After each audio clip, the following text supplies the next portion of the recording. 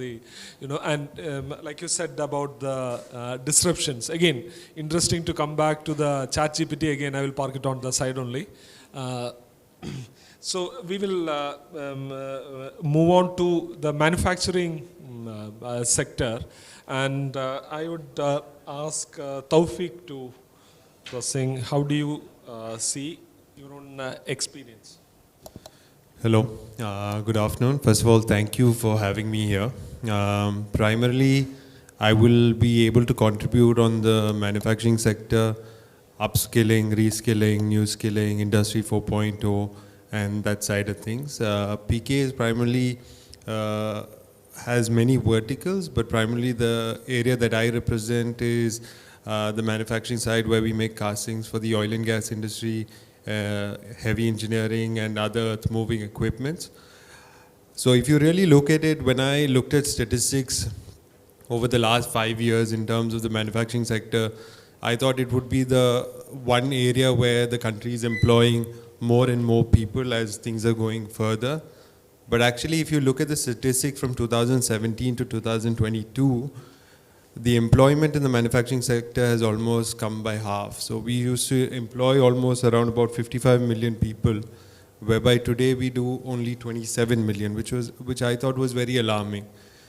So in an industry like us, where the entry barrier is high, the skilling is very highly required. Suppose a student graduates from university, it takes almost around about 24 to 48 months to make him ready for the work that we do today. So primarily the focus with HR and the policies within the company is to have a very good training sort of system to make sure they're ready for a very safety sensitive sort of environment in where we work. So really, if you look at it in the industry that we represent, India was always considered a low-cost sourcing country. That low-cost sourcing country tagline has changed now over the last couple of years from low-cost sourcing to best-cost sourcing. So today when we look at the subjects that we are looking at today, like innovation, Industry 4.0, upskilling, our sort of idea in this would be how integration can happen on these fields, how we can be more productive, because when we really compare our sort of tagline from best cost sourcing country, we need to move that to the best innovative country, an innovative tagline. So whatever the world requires in sort of a manufacturing space should be sort of available in India. So when you really compare India, the primary competition always looks at China. So when you look at China and India, the main difference is on the productivity, the capital that is freely available in China. So those are the sectors where we are really trailing behind. The innovation is trailing behind. So in this sort of space, the best space to look at is Singapore as a country. Over the last, I think, 2 decades, they've been working with the Skills Future program in Singapore, whereby enterprises and the government have had a dialogue in terms of what is the skilling required in today's sort of environment, today's sort of economy. So if it's artificial intelligence, if it's sort of Industry 4.0, if it's sort of other areas in which manufacturing sectors need to focus on, they look at the skills gap that is there in the industry and in the market. They collaborate with industry partners, and then they provide in universities, polytechnics, sort of extra credits for students who take up these courses. And when they take up these courses, they also get a slight monetary advantage. Now, in terms of India as a country with the population that we have, maybe a difficult sort of aspect to look at, but primarily that sort of gap in the market is definitely there.